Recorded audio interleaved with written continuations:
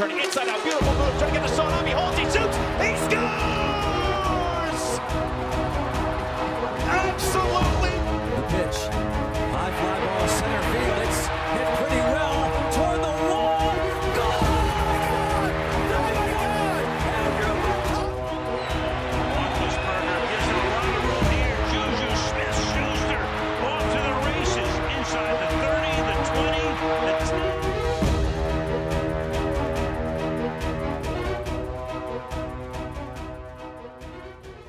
Wow, look at that 10-year anniversary logo by Anthony Veltri. We're coming to an end with it come October for our anniversary. It'll be 11 years. Hard to believe we've been here for 11 years. Thank you for watching our live Pittsburgh Sportsline in the BPTV studio in the Municipal Building. Yes, the Municipal Building right here with the library above us.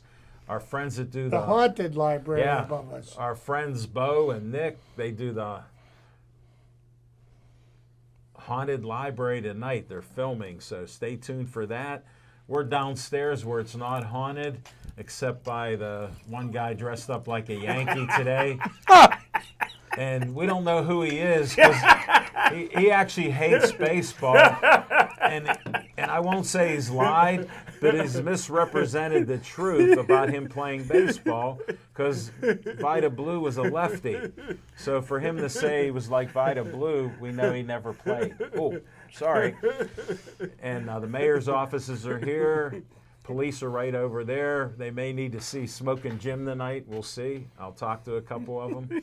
And thank you for watching us on Comcast 7. Thanks for watching us on Verizon 32 in the greater Pittsburgh area, all the way from Nemacolin to Cranberry, Wexford, and all points in between. And that Comcast 7, you only got us in Bethel Park. That's how Comcast rolls. Thank you for all the likes on Facebook. We're holding steady at 6950. So we need 50 to get that 7K. We're looking at 7K.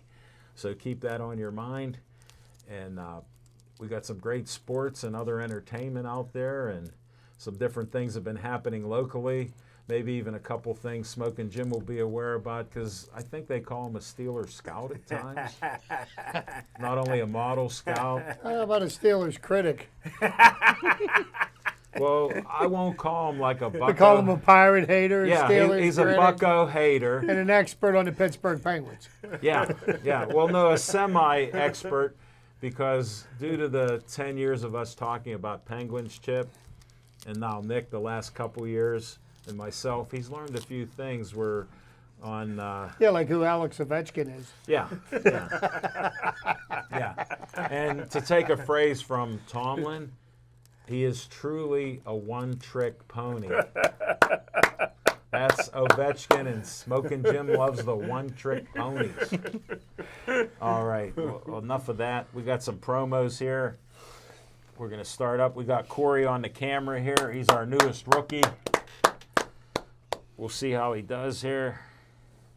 I think I got this tonight once, Nick. How'd I do? You did great. You're good. This old dog can learn some tricks.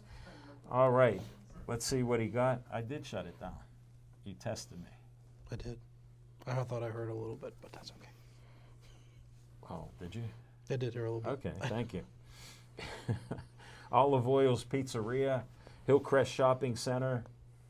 Frank Fanera, the owner, sponsors our show with an XL pepperoni pizza and a steak hoagie cut into 6 slices so we don't fight over it here. And A2 won't be here, and Ryan won't be here, so we got A1 back in the control room where Smoking Jim has his little saying on how he looks and what he does. And we got Corey on the camera. He did nice with the olive oils, got it nice and close.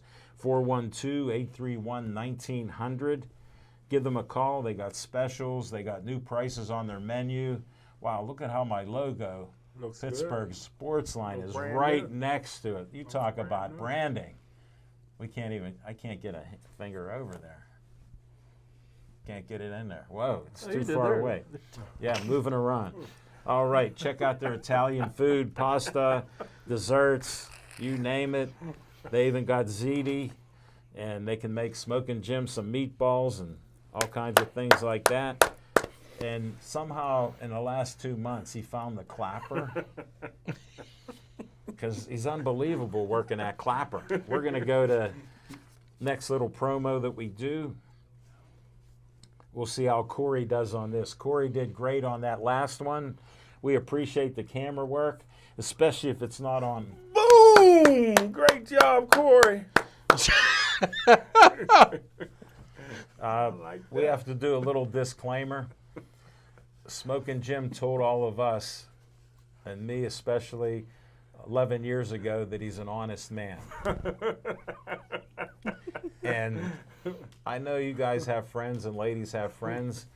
If they tell you like more than 10 years, does that mean they're still honest? Bethel Park Historical Society, Schoolhouse Arts and History Center, 2600 South Park Road.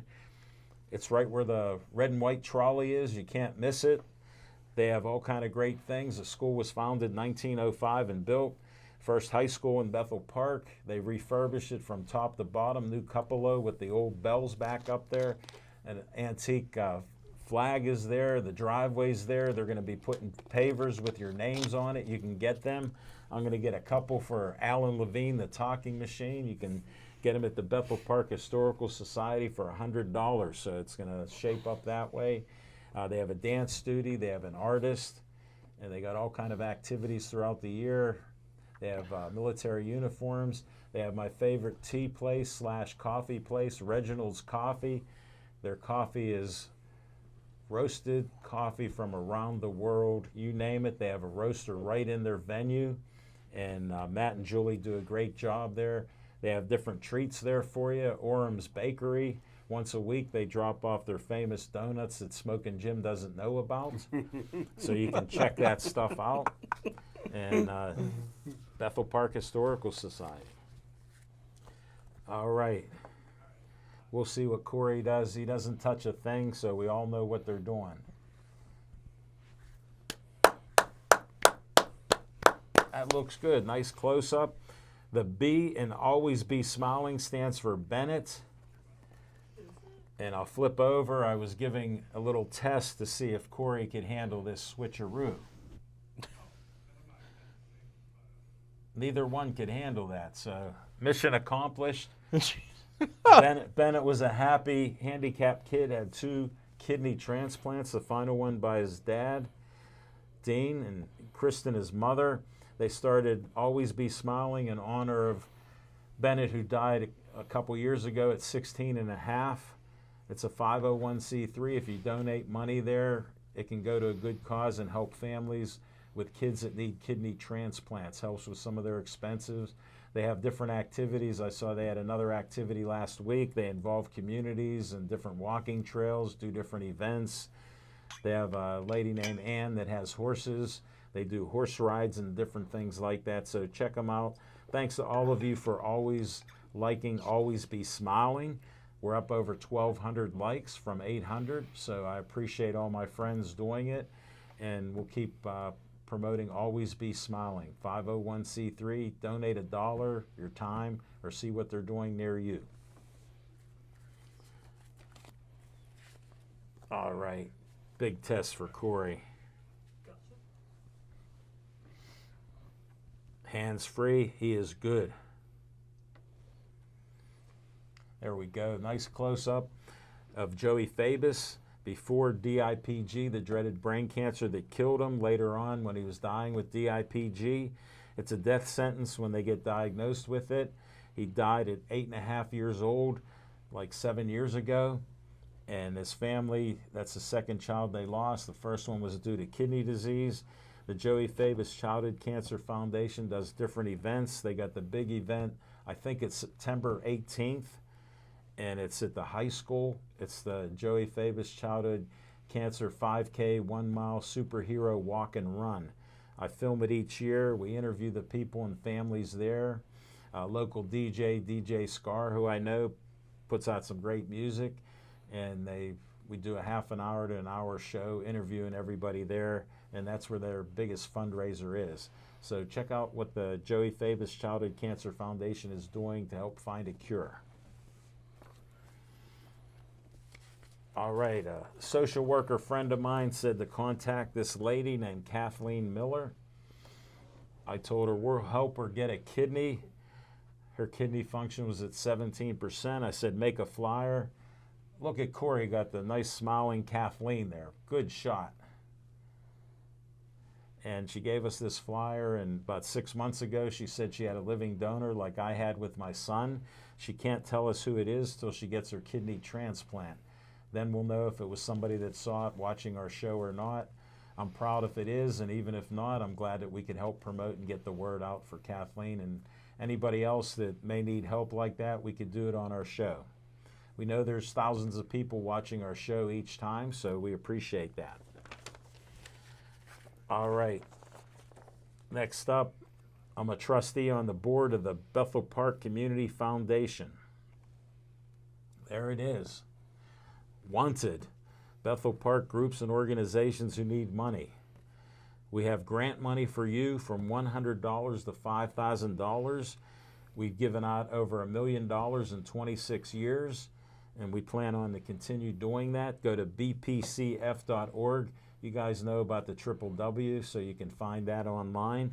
Get an application, and then appeal to us. We meet once every couple months, and you can get some money for your group doing great things in Bethel Park to make our community better. Thank you. All right. Last but not least, you have to watch our older shows where Smokin' Jim learned about, I forget who the guy is, but somebody would call him Uncle Sam. Dave Cable put my face on him, smiling there. I want you. You can see the bottom part where Corey got a close-up of me smiling at you. I want you for BPTV. If you're in high school, you could start here to help your audio-video career here. Dave Cable's a great teacher. We can use volunteers here at the studio anytime. A couple of our volunteers didn't make it tonight, so you could have filled in to be on Pittsburgh Sportsline Live. We have over 700 shows, so you could be a part of this. You could be in the control room like Anthony. You could be on all the cameras like Corey. He's handling 3 cameras. Imagine you can run a show like Corey. And then Nick weaseled his way into the VIP seat. So you could actually be on air and talk some sports if you're knowledgeable. And that's a nice wide shot by the control room. Look at what A1 did. Yeah. He's on fire. All right, enough of that. I got to ask Smokin' Jim Frazier, what's on your mind? Thanks, Al Levine, the talking machine. And if you want the green, you got to see Levine. And my main man, caught it. My main man A2 is off today because he's at the Soul Art Festival. Al, when did they start having that? That was all weekend long. Did you know about it, Chip? Woo! I could have got me some good art. Smokin' Jim, one question. Where'd you get Right your out of the information? trunk of somebody's car. Yeah, that's it. Al Levine, the talking machine. I tell you what. What? I don't know if Flurry will lift the curse, but I'm officially a Penguin Disclaimer, fan. there's no curse on the Penguins. Well, I'm officially a Penguin fan. They did the right thing. They re-signed all the players, whether people like it or not. I always like to be loyal to legendary players, and the Penguins came through. And finally, I got to give it up to my man. When you're 6'5", 240 pounds, got a 40-inch vertical jump, runs a 4.3 40. Your rookie year, you had 11 touchdowns. I agree with Chase Claypool. There ain't 4 receivers in the NFL better than him. Last year, they didn't go to him enough. I think this year, starting quarterback Mason Rudolph will throw it up to him. Smokin' And Jim, that's what's on my mind. we got to disclaim That's what's on my mind. all the things that Smokin' Jim said. He had a first-round grade. They're not based in any facts here. He's a Steeler scout, NFL scout, but he's off the rails tonight. First of all, he never was a Penguin fan because he likes Ovechkin. Second of all, he's not a baseball fan. And then third of all, he's usually against Steelers when they re-sign a player or two for multi-million-dollar contracts. Here, we got the 3 core here that they keep paying them millions of dollars like they're still in their 20s. How much sense does it make for a guy we don't know how old he is? I'm going to some First games of all, this year. no, he's not, because he ain't paying for those seats. When he Get sees, the fuck out of here! yeah, and anybody that's dressed up like a Yankee, saying he likes the Pirates, you know I got to spell the word out, Liar. Nick likes the Yankees too. Well, yeah, and I have a different reason for that. Well- And that was my favorite What's on My Mind segment from you. Just saying. Of all the ones I've seen so far, that one was just Thank you, clearly sir. just. Well, I know you like the truth, but with Smoking Jim, you make an exception. Yeah, no, I mean it was just a good time. That minute and a half. All right. Hello to Ralph. Hello to Amy. Tony from Chick-fil-A, who we saw last week. We got a sandwich. Drew and I got a sandwich, and he put down Smoking Jim on the order. Really? So they go, is your order for Smoking Jim? The lady who I know, she knows I'm Al. Okay. She goes, it's Smoking Jim. I go, that's us. That's Tony. She goes, oh, I know Tony. So Well, that's because Smoke- you did the right thing because it was the Soul Art Festival weekend. So I I'm your still favorite don't. soul. I never heard about I'm your it. favorite soul. No, I never heard that. And Tony goes, Smoking Jim brings a smile to many faces who watch the show. Like, look at him. He's nonstop laughing. All right, enough of that. Let's go to Chip Hayner. What's on your mind? What's on my mind? Well, Smoking Jim touched on one thing. Penguins, at the 11th hour, they signed Evgeny Malkin last week. He's a great negotiator. But here's the thing that amazes me, and I listen to talk radio Yes. while I'm in my work truck during the course of the day, and it blows me away how many experts You got one next to you. commentate on The the Penguins, the Pirates, and the Steelers. Not to be left out.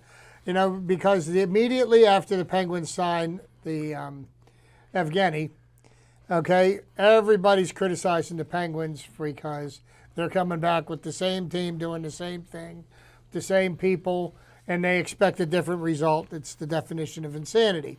But of course, you know, we don't wait a couple of days to see exactly what does happen because free agency was happening, the draft happened. Great points, Chip. And you know, and over the course of the last week, the Penguins have remade the team actually and have done are going to have a better team going into next year than they came out of last year with. Great points, Chip. I couldn't agree with you more. But we are in such a hurry to put something negative out there because negative gets likes on Facebook. It gets retweets on Twitter. It causes people to call in because negative sells. Hold it. Wait a second. That must be why Smoking Jim talked about the Soul Festival. You would think he would represent and go there and wear something apropos, but he put the Yankees uniform and hat on. Thanks, Chip. I had to get that in. So, you know, the next thing up is you've got the Pittsburgh Pirates are in the midst of a rebuild. Now, the person that's responsible for the rebuild, Ben Cherington, has a history of success at doing exactly what he's doing now. Tell him where. But we are going to criticize him the way he's doing things, and because the change hasn't happened yesterday, this takes time. But you know what? I'm a believer of trusting the people that know what they're doing because they've got a history of success. And let's see how everything plays out before we start criticizing, because I'm not an expert. I'm a fan. I'm a knowledgeable fan, I'd like to think, but I don't know all the ins and outs and have all the inside information, because the person that does have the inside information is Ben Cherington. The person that does have the inside information for the Penguins is Ron Hextall. And the people that have the inside information for the Pittsburgh Steelers are the Hall of Fame coach Mike Tomlin and the new general manager Omar Khan. Not the so-called insiders who report after the fact on every move these teams Hold make. it. I got to disclaim it. That's what's on my mind. Chip, I just heard on Claudio Rosano's show, he does a great podcast, and he's had Smoking Jim on probably a dozen times. I happened to listen to a little bit of it before it got cut off. They said there was some technical difficulty. I'm watching it, and I'm listening, and Smoking Jim talks about Omar Khan doesn't know football. And he's worked with the Steelers for 20-some years, He just knows numbers. So we got the Steeler scout scouting the Steeler owners and management. And like me, he doesn't like Art Rooney because he's just a fan. He doesn't like Art Rooney. He doesn't like Mike Tomlin. He doesn't like Omar Khan. He didn't like Kevin Colbert. Is there anybody else? Did I miss anybody? I love Dan Rooney. Yeah, and then I wanted to make a point before we get too deep into this. Charrington, after Nutting, who most people hate in Pittsburgh, he cleaned house. So he brought new people in, and Chip didn't mention it, so I'm going to mention that he was at Toronto and Smoking Jim. Do you know anything about Toronto? No. Thank you. Other than it's in Canada. He didn't know that. I've been there before. Okay. Really? Their stadium is beautiful. Their stadium was state of the art when I went there. The Rocket Ismail played, and there was a shopping mall. Was it the Sky Dome? restaurants. Yeah. Well, I think that stadium's closed. Yeah, Yes. it's falling down. So that's how many years. Well, ago it's you're been. older than we think. You're not 30. We understand that he's not 30. Then, do you ever hear of another team? Because there was a curse when this team traded Babe Ruth. A real curse. Boston. Yeah. Yeah, my The- Yankees the beat 'em to Boston death. Red My Sox. Yankees beat them to death this week, or last week. I don't No, think. they were on a losing streak last 13. week. Yeah, No, they Yankees beat them 13-1 when I was watching. yeah, that's still just one game. I'll Oh, get to. that's the game I watched. He only highlights one game, but that's where Ben Charrington's from. And you know what he had there? Success. I'm proud of Hextall. He did a great job. We were this talking offseason. Charrington. Thank you for changing the subject, but we wanted to try to get your baseball mind, and we saw it's not working well. So thank you, Chip. I appreciate it. No disclaimers on Chip. We'll go to Nick Callis. Well, we got a name change for the field that's referred to as Heinz Field, and I'm not going to even name the You new can't company. pronounce it. I can. You can't pronounce Can we it. refer to it as the stadium formerly known as Heinz Field? Yes. Sure we can. Sure we can. I support that. Hey, look at Star Support Lake. that. Yeah. No. Look at now Star Lake. Totally. They call I'll- it the Pavilion. I'll call it. I'll call it. Formerly known as Prince. I'll call it. Yes. Yeah. I'll call it Heinz That Field. was a soul thought. I'm not huge on it and on the name change and. What do you feel about it? Ooh, well, that's the thing. I forgot to mention one thing before I get into this show. I announced Wiffle Ball yesterday, too. And the Sea Turtles won in the Whiff Is Life League. I wanted to shout out Jacob Davey. I forgot. He's the commissioner of the league, and he wanted me to talk about that. And I he's a forgot about great that. guy. I talked Nice to man. him. We tried I to was get met him some before, too. advertisements and possibly a guest on the show sometime in the future. But their league is crazy, and I wanted to mention that first. But this name change is just so on my mind as well that I had to speak about that, too. So just I put my thoughts into this. So just go ahead and take a look at what I got for you. Heinz Field Forever by the VIP. The rain falls, the cranes were called to take my dear ketchup away. Tears shed, fans fled because had too much to pay. I never went to Heinz Field to watch the Steelers play. Oh no, I never went to Heinz Field to give the NFL a raise. After scores, I felt so warm, seeing the ketchup bottles fall. But now I'm sure that greedy should never have come to Pittsburgh at all. This is dedicated to all the Yinzers who want to tell to go themselves.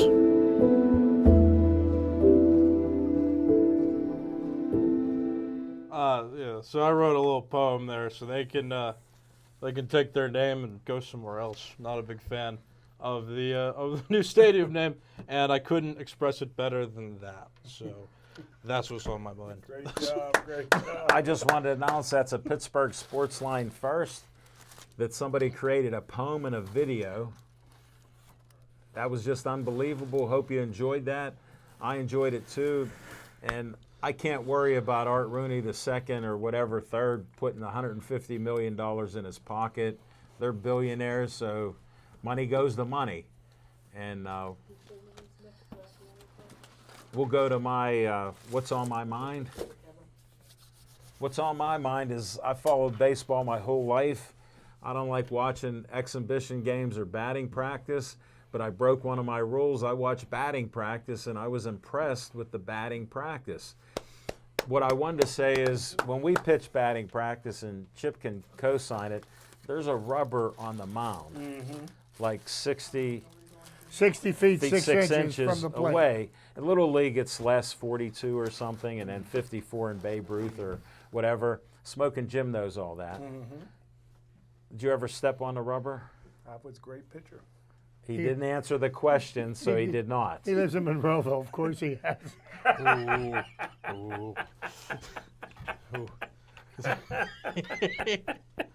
Time out.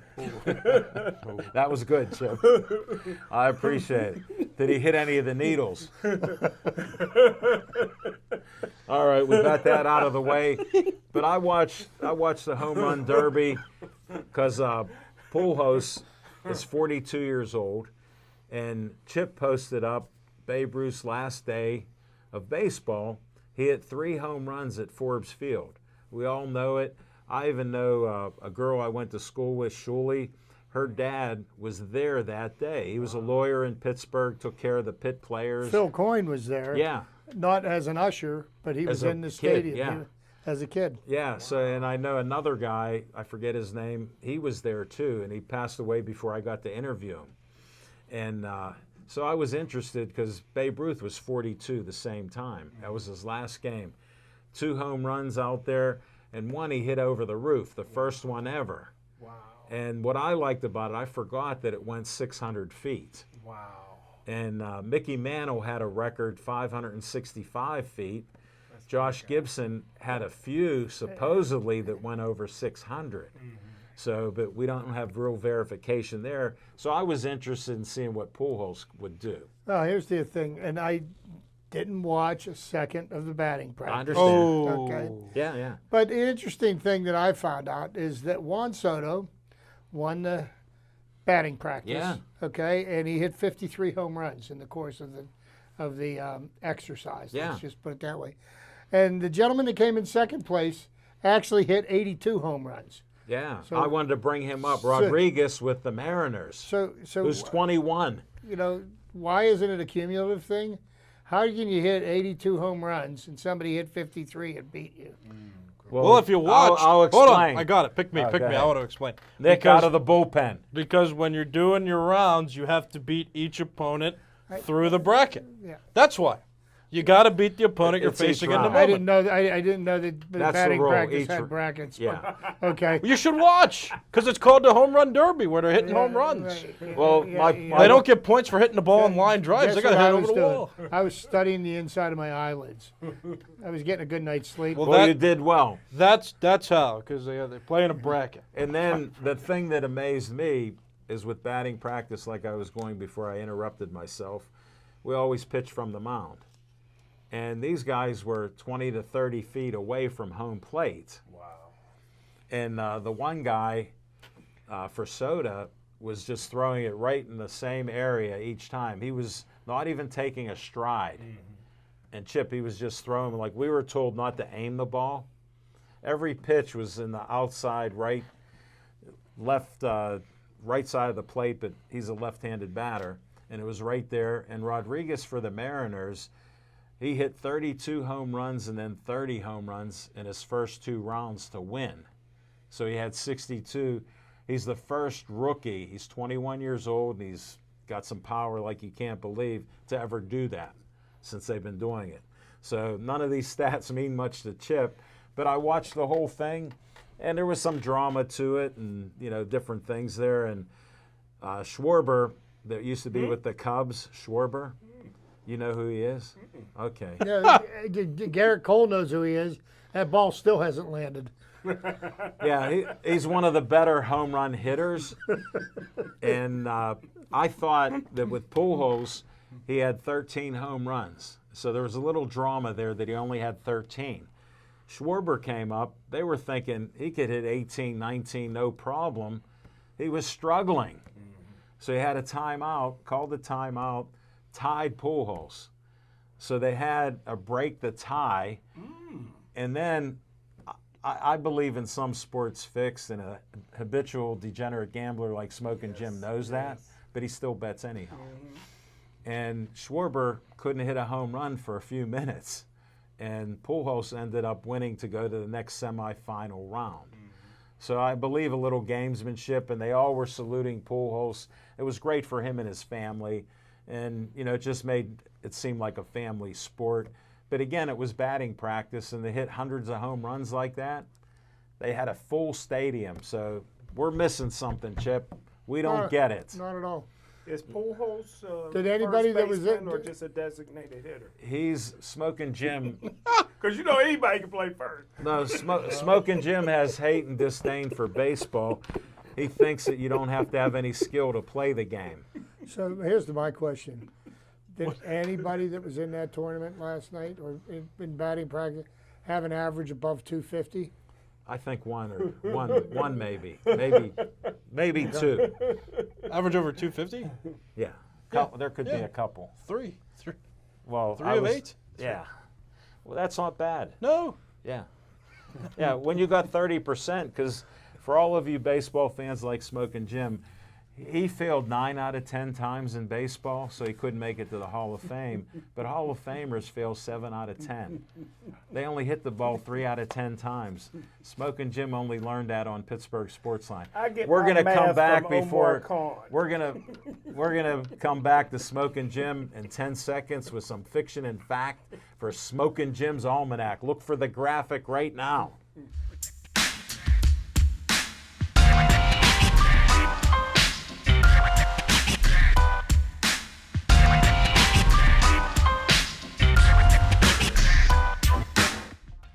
Thanks, Al Levine, the talking machine. And I tell you what, man, I'm going to go very quickly because Nick and Chip and Al Levine, the talking machine, hit on a lot of this. Hey, listen, I've been a season ticket holder to the Steelers since I was 4 years old. Didn't always agree with everything. What year was that? Didn't always agree with everything that Dan Rooney did, but he was a football man. Dan Rooney was at every practice. He was involved in every level of the operation. He was even a ball boy. He was even a ball boy. He wanted Johnny Unitas. Well, they played against each other in high school, and they did draft Johnny Unitas, but they cut him like they did Lynn Dawson, and they went on to be Hall of Famers. But Al Levine, the talking machine, always had a problem with Art Rooney II. Number one, he never liked football. Number two, he went out to become a lawyer, figured out he wasn't Perry Mason, so he went running back to the team. I heard that on Claudio's show. I know who that is. Yeah, he says it on Claudio's show. He made several mistakes. His first mistake that he made was he hired Russ Grimm, and Dan Rooney came in and said, well, wait a minute, we got to interview a token first. That's how Mike Tomlin got the job. You know what he actually said? You mean that Hall of Fame head coach, Mike Tomlin? Well, Art Rooney II hired. We got to disclaim. Hired Russ Grimm. We got to disclaim As the head the coach. token thing because that comment's derogatory. But there's What did I a say? rule. Yeah, here's The Rooney why. rule. Yeah, here's why you're derogatory. You called it a token. We don't care about the token comment, but there's a Rooney rule that they went by, which they started. Well, no, they didn't start it. Yes, they did. It was actually Johnny, who represented OJ? It was Johnny not Johnny Gamage. Who's the guy that He got killed. The guy that represented OJ was suing the NFL. They had a class action suit against the NFL. Hold it. And that was the Rooney Johnny rule. Cochran. Johnny Cochran. Wait, time Johnny out. Cochran was Smoking the one. Jim. That was the Rooney rule. Who came up with it in the NFL? No, they The Rooneys. No, they didn't. On the committee, Johnny Cochran already had that in his litigation, and the NFL gave it to the Rooneys for Hold name it. recognition. My man, they're They didn't come they're up. billion. You think they wrote that in? No, I don't think you write or talk about what you're talking about. I'm telling you, I'm giving y'all some information. No. Here's This is an almanac story. here's the information on it. Whoever gave it to him knew Johnny that the Cochran. Rooneys leaned towards that and would promote it. Do you think they'd go to some of the other owners? Well, I already said I like Dan Rooney. No, Art but Rooney had nothing to do with my that. simple He wasn't question, even around then. he won't answer a question.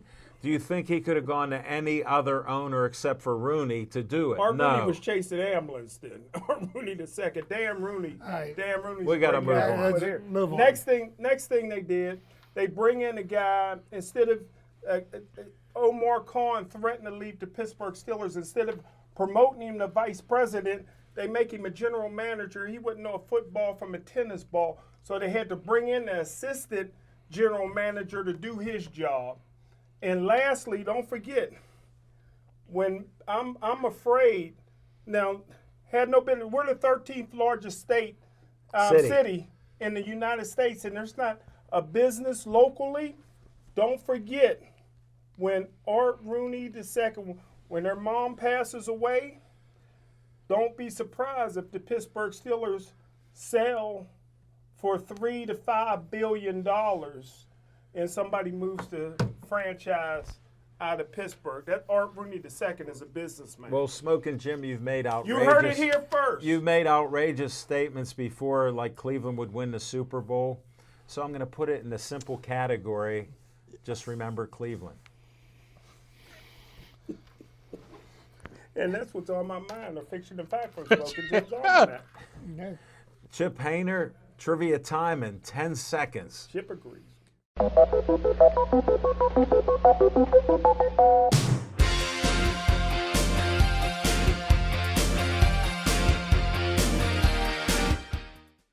lot of hubbub lately regarding the Pittsburgh Pirates. The Pittsburgh Pirates are going to announce their own Hall of Fame sometime around the beginning of August. And the arguments are already popping up: who belongs in the Pirates Hall of Fame, who shouldn't be in the Pirates Hall of Fame, how many people are going to be elected, should it be 5, should it be 10, should it be 12, should it be 13. Who knows what the number should be, but these are just some of my thoughts on the subject. I look at who should the inaugural members of the Pirates Hall of Fame, and I would go straight to the Baseball Hall of Fame. And there's 13 people that spent their entire careers with the Pirates. Give you a quick rundown of who I think should be put in. Honus Wagner, of course, number 1. Fred Clark, number 2. Pie Traynor, number 3. Big Poison Paul Wainer, number 4, over 3,000 hits, as well as Honus Wagner. Max Carey, 2,667 hits. Little Poison, Lloyd Wainer, almost 2,500 hits. Jake Beckley with 2,930 hits. I don't know that name. Turn of the century, and that was the 20th century. Right. Roberto Clemente, well, goes without saying. Ralph Kiner, Archie Vaughn, Willie Stargell, Bill Mazeroski, Barney Dreyfuss. Okay, you know who he was, Smoking Jim?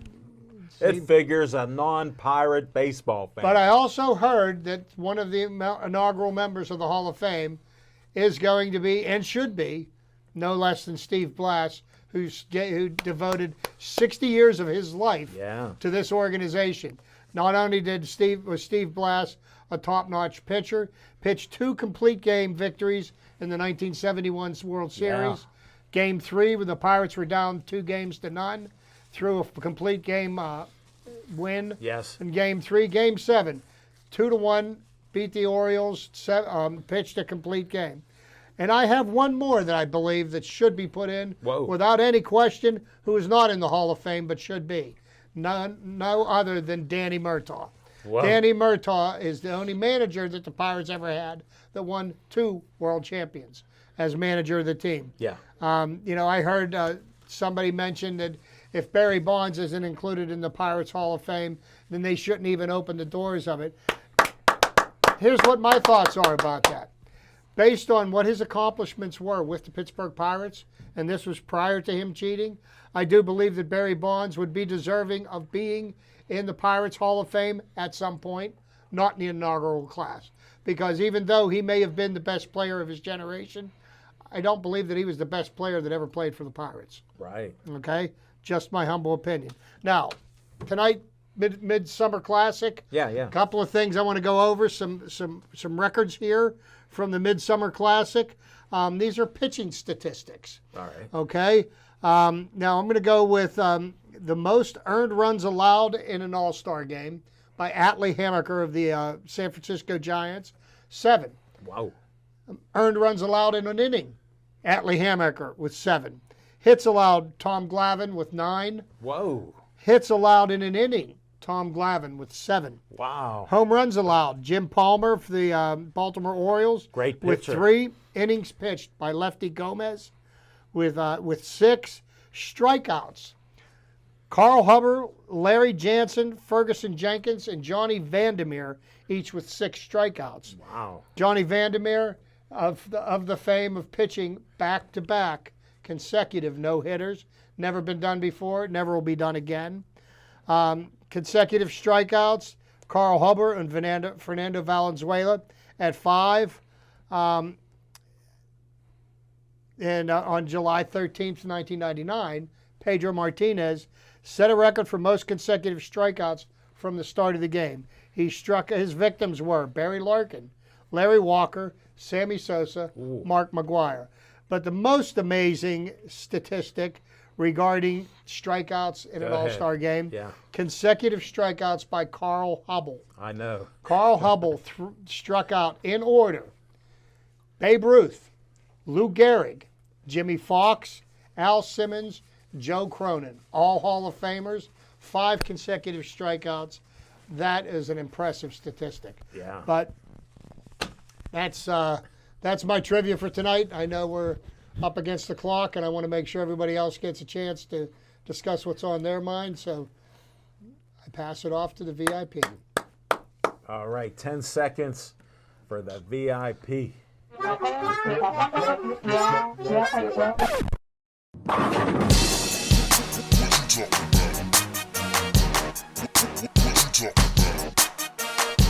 All right, so some comments were made, and they usually get me to thinking. So I'm going to talk about them now. I want to share a story with all of you and you guys, because this is important. This is thank something you. I feel honored. So when I was little, I got this baseball video game. The first one I ever got was a 2K Sports video game from 2005, and they were mimicking an ESPN broadcast with John Miller and Joe Morgan. And part of the reason I loved playing that game was not only could I play with the Pirates back then, who were just, 12 or 13 years into their eventual 20-year losing stretch. Yeah. But, no, and I really did play with them when I was younger, but I also got to hear... Well, that is our hometown Yeah. team. But I also got to, listen to broadcasters for the first time through those games. Sitting there I think I was 6 when I got it, and a lot of the times when I would listen to broadcasts, they got more into depth than I was able to handle at that age. But it was really cool to play those the games because back then the phrases weren't as elaborate, so you would hear the same kind of the same verbiage over and over again. And by the time I was 10, I was picking up on it so much that I would mute the guys in the game and I would try to recreate what they were saying on my own just as I was playing. And then that turned into, when I started getting more articulate as a teenager and then, an adult, by that time, I was in high school, I was like, man, I really want to make a career out of this. I want to talk about baseball. So that inspired you. you. It was all inspired by video games. And that's part of the opinions that I want to share about Can I see tonight. your thumbs? Yeah, why? They're strong. Oh, thank you. Yes. I noticed that about your generation. So I want to talk about it because I feel like the perception is, and Chip has mentioned a few times that the guys who are in front of their video game consoles strive for that perfection, and there's something about being a video gamer, being in an age where technology rules, that there are things that that make that not as good, or that you can't appreciate certain aspects of real life because you're in a virtual world. But the story about me in broadcasting is one of those stories where it's like, there are ways that the video games, and not just even with baseball, but with sports video games in general, that really complement the sports that are played in real life. And I'll mention too about some of the past players too that I learned about.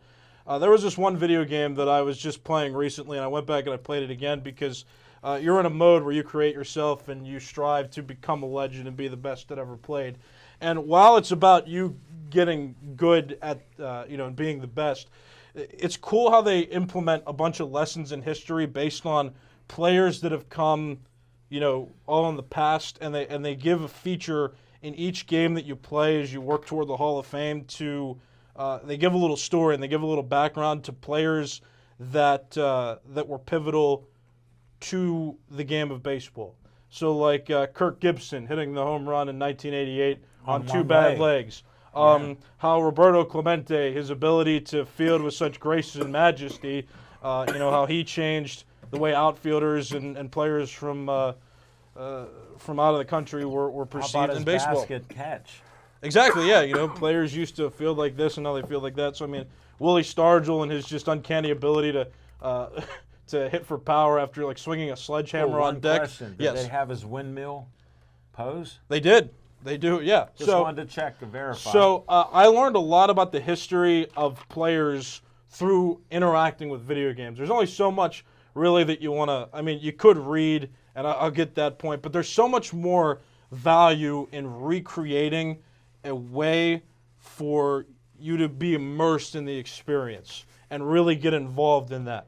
And I talk about that too because now you have video games that are today. That game that I was playing before was from 2009, but you've got games today now where they've got the most realistic situations you can have. The strike zone in video games that they make, and they've been doing this for a while, you can change the variety of the strike zone. So you can make it so they don't call it perfectly. You'll have customized umpires throughout the games, which is really cool. I mean, you got batting stances, you've got ratings. They've got players sometimes you can pick from. It's like Clemente had a card from 1960 and then from 1971, so you could play in his All-Star prime, or you can play, in his veteran year when he got his 3,000th hit right before he passed away after that offseason. So, I mean, if you're out there watching and you're older and you're watching some of your young, whoever, your sons or your nephews or grandkids, any grandkids or, sons, daughters, nieces, nephews, anybody like that. Smoking Jim got grandkids. Yeah, I mean, if you're watching them and you're concerned that Thanks, buddy.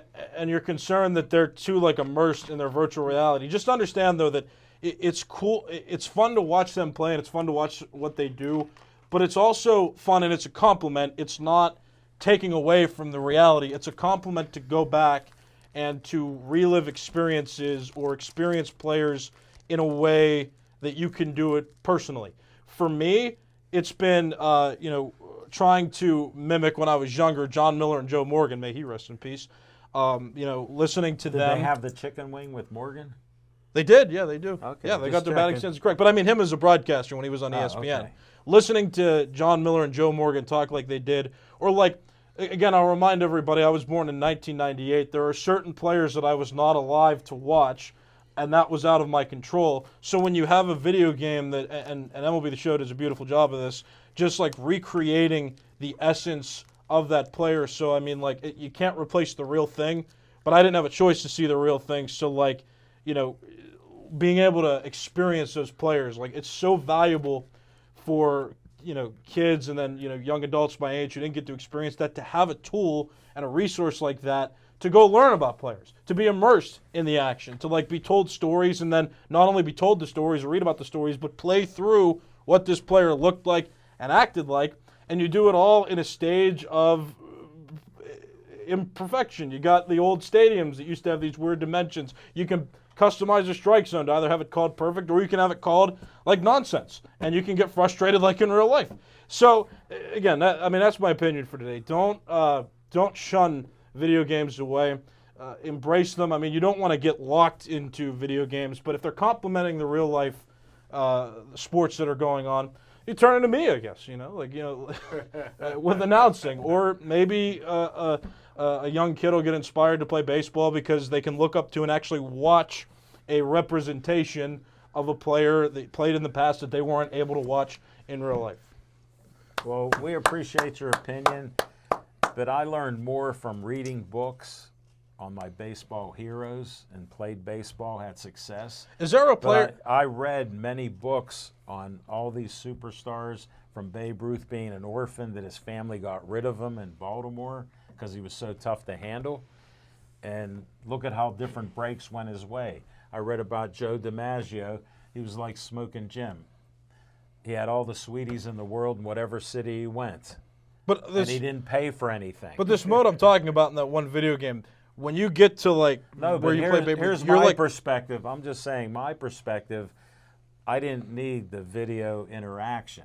Your generation has all changed. Look, I'm hooked on a cell phone now. I can't live without it.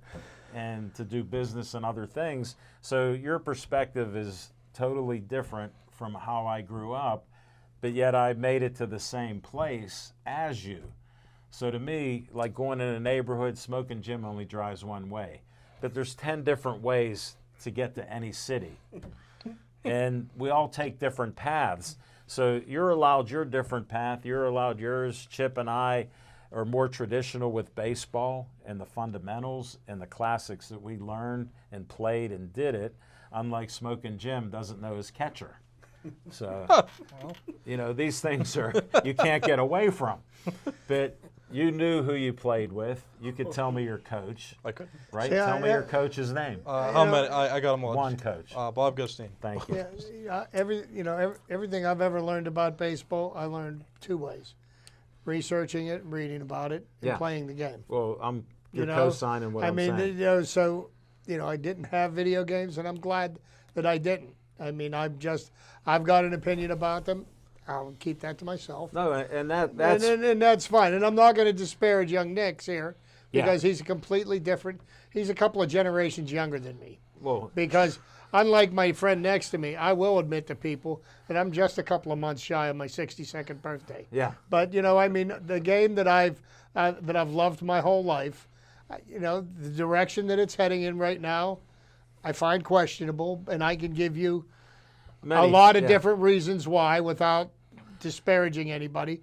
But I don't see the better athletes were worse performance.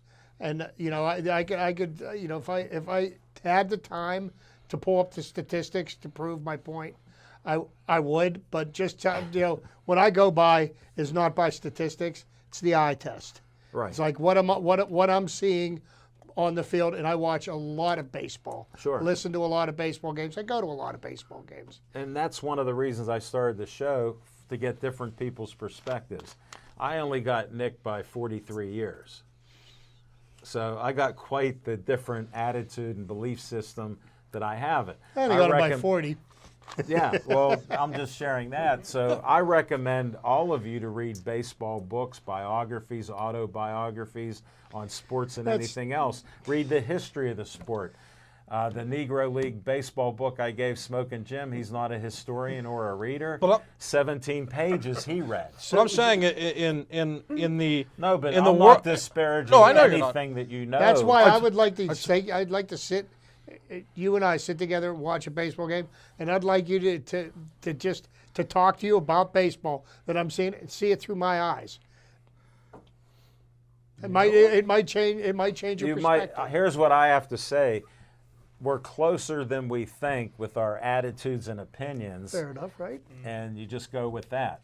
A lot of it is just a little bit of a difference. Sure. That's all I'm pointing I like out. what Nick said about the video games. Well, I didn't know that. Smoking before. That Jim was doesn't great. have a clue about any of that. What I so wanted we to appreciate what I wanted that. to what I wanted to say that enhances your point as well is that Well, in a world immersed in class and school and trying to juggle my own athletics, it was nice to wear a game when I'm like young. I'm talking like 8, and you've got this game that you can play where you're not expecting to get this experience that you're getting, but you play it because you buy the game, and then this mode surprises you because you just you get a title and then you click on something and then there again, it is. that's your perspective. But it cut right through to the point where it cracked the surface for me to then go and do my own investigating into the players that were up there because I'm like, oh, Kirk Gibson hit a home run on 2 bad legs. I'm going to watch that happen. And then you learn more about him, and then you read more about him. I and remember research. watching that happen live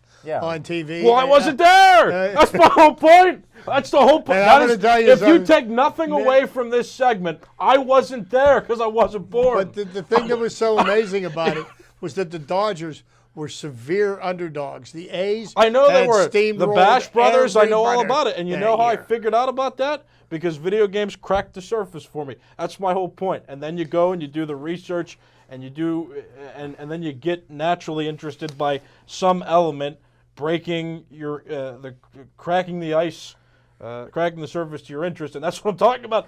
But I wasn't there. But again, that's your perspective. Yes. Just like with the Bash Brothers. Smoking Jim Oh, they were on believes- steroids. Smoking Jim believes yeah, they if were. you're not cheating, you're not trying. So I read about why they were like that. And you could see articles that were written that they were on steroids. Yeah, and Jose guess what was Canseco and Mark illegal McGwire then? and- It was illegal to be on steroids, whether baseball okayed it or not. It's illegal to get a steroid prescription because a doctor has to okay it. So I learned a couple things by reading. There's a law, there's illegal activity, and there's cheating. And I learned another thing, that people look away from it, like the leaders of baseball, because they wanted to pump the crowds up. Oh, absolutely. The owners are every bit as at fault that's how as the players were, because, to be honest with you, they let it happen. They could have put a stop to it.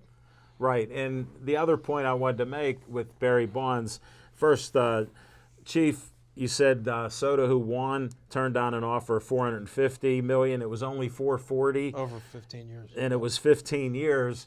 And do you ever hear of a name, Mahomes?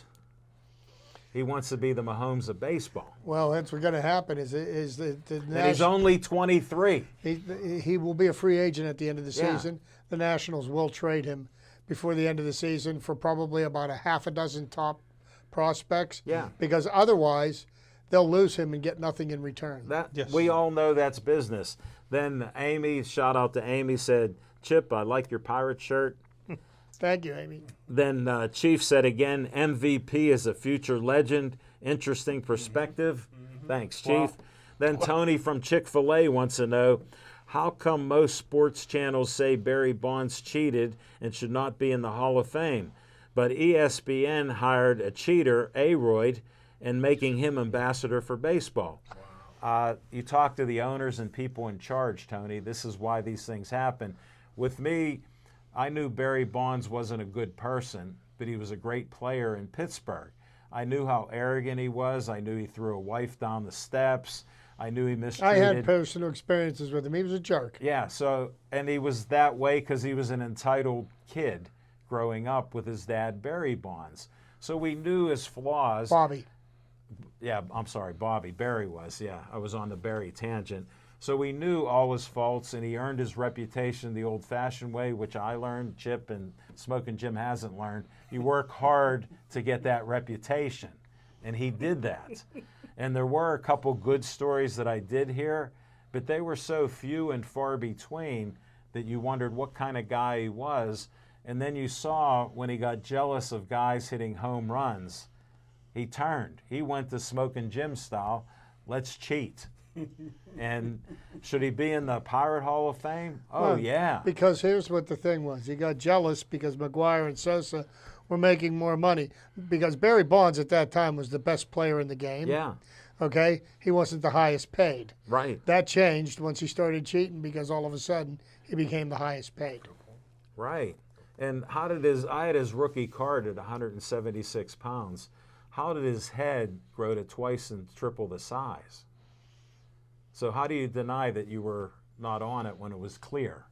So these are just things that you're testing the intelligence of people that watch it, and the powers that be let it happen. So when the sport lets something happen, like look at the Steelers. If you think they cut their sleeves up here and they weren't, on steroids, if you thought John Kolb was the strongest guy in the NFL not on steroids, you're pretty naive. So we appreciate you watching the show. My segment, I cut it out because On Location are still the same in September. So we'll see what happens. And we got the Joey Favis run. Please stay Joey strong.